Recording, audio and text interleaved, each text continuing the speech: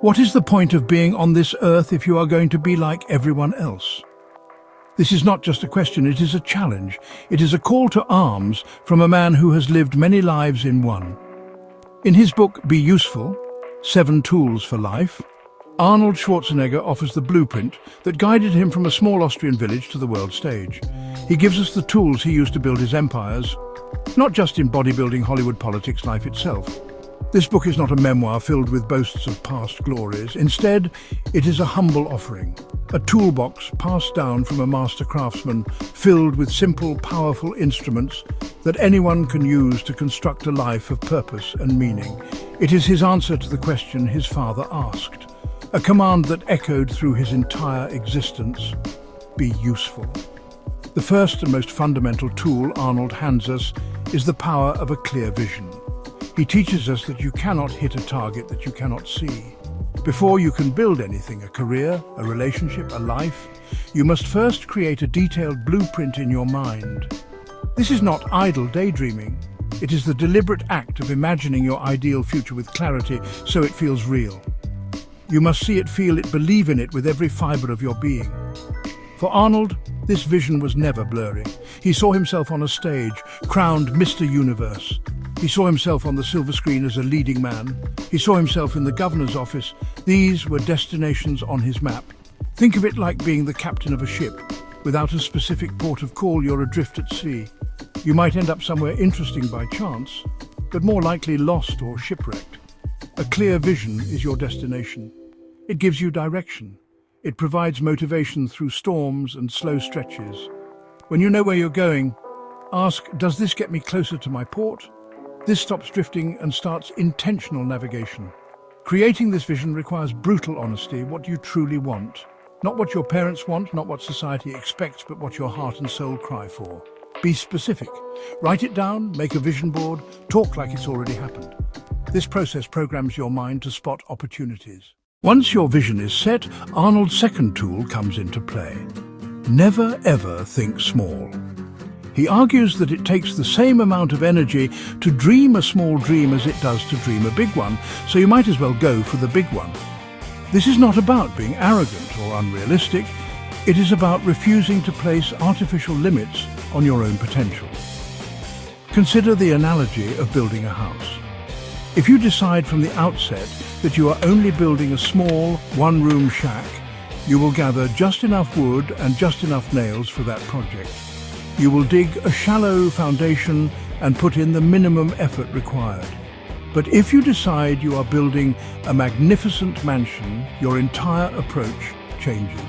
You will seek out the strongest materials, dig a deep and solid foundation, and recruit the best help you can find.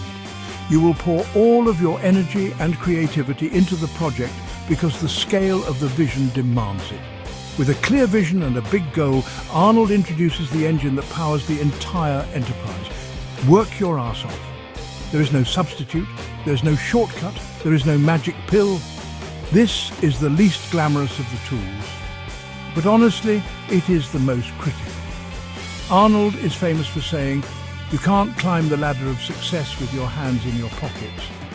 Just imagine you are a sculptor with a magnificent vision for a statue locked inside a giant block of marble. The vision is your blueprint, and the big goal is the final masterpiece. But the only way to reveal that statue is to pick up a hammer and chisel and start chipping away. Every single tap of the hammer, every piece of stone that falls away, is a unit of work. There will be days when you are tired, when your hands are sore, when it feels like you have been chipping away for hours and the shape has barely changed. These are the moments that separate the dreamers from the doers.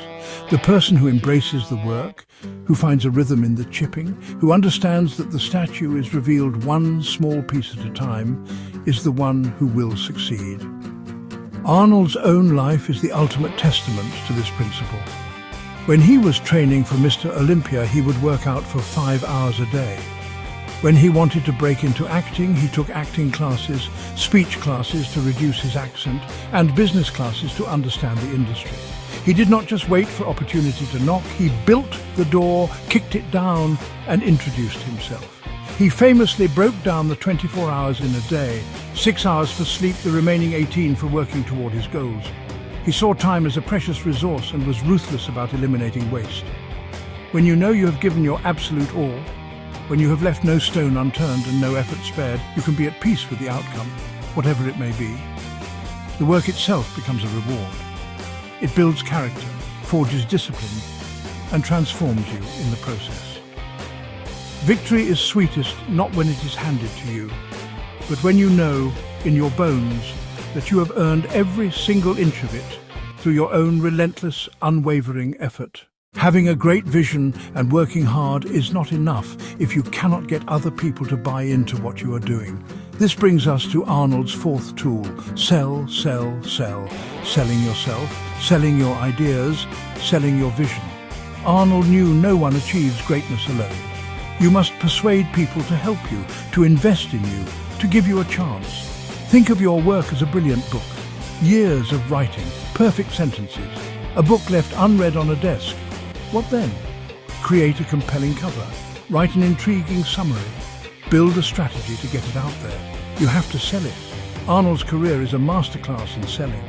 He didn't just win competitions, he sold bodybuilding to the world. Pumping iron changed public perception of bodybuilders. He made it cool. When he ran for governor, he sold a vision for California. He used fame as a tool, not a crutch. He practiced speeches, he crafted messages, he communicated with confidence, and people believed in the future he was selling. Life is not a straight line. The path to your vision will be filled with obstacles, detours, unexpected roadblocks. This is where Arnold's fifth tool becomes essential: shift gears. This is the tool of adaptability, knowing when to pivot, turning a negative situation into a positive one. Imagine you're driving your car toward your destination and you come across a massive, unmovable traffic jam. The road ahead is completely blocked. A rigid driver would just sit there, honking the horn, getting frustrated and going nowhere. A smart driver, however, would shift gears. They would pull up their map, look for an alternate route, and get moving again. The destination remains the same, but the path has changed. Arnold's own life is full of these gear shifts. When he first came to America, his thick accent, overly muscular physique were seen as liabilities for an acting career. Agents told him it was impossible. He could have accepted this as a dead end. Instead, he shifted gears. He leveraged his physique to become a new kind of action hero, one the world had never seen before. The accent became a trademark. The muscles became his signature.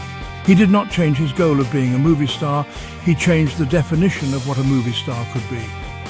This tool requires you to let go of your ego. The ego wants to be right, it wants the original plan to work. But wisdom knows that the outcome is more important than the plan. Shifting gears means being humble enough to admit that your initial strategy is not working and creative enough to come up with a new one. It means staying calm in the face of adversity and looking for the opportunity hidden within the problem. You push forward with all your might, but you also keep your eyes open, ready to adjust your course at a moment's notice. This ability to pivot, adapt and innovate is what separates those who are stopped by obstacles from those who use them to get ahead. In the final section of his toolbox, Arnold combines two powerful ideas: shut your mouth and open your mind and break your mirrors. The first part, shut your mouth, open your mind, humility and the power of listening. You can never know it all. There is always someone who knows more than you. The moment you think you're the smartest in the room, you stop growing. Think of your mind as a parachute. It only works when it's open. Closed minds filled with your own opinions can't receive new information. You become stagnant. Open your mind. Genuinely listen to experts, mentors, critics, people you disagree with. You're filling your intellectual reservoir with new perspectives. Arnold sought mentors in every field he entered. Reg Park, Milton Friedman. He was never too proud to ask questions, to admit what he did not know, and to absorb wisdom from those who had it. That's how you stay sharp and keep improving. The second part, break your mirrors, is a call to look beyond yourself. An antidote to narcissism and self-obsession. The mirror only shows you. It can trap you worrying about your image, your accomplishments, your selfish desires. Arnold says a useful, happy life is found not by looking in the mirror, but by looking out the window. See the needs of others and find ways to help. That's where being useful comes full circle. Your vision, your hard work, your success are not just for you.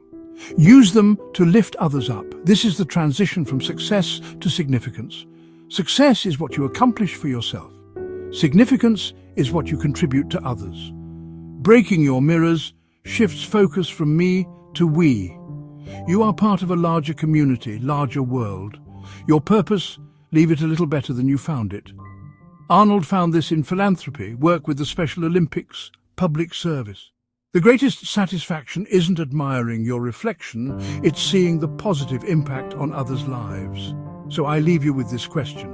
Which tool will you pick up first, and what will you build with it?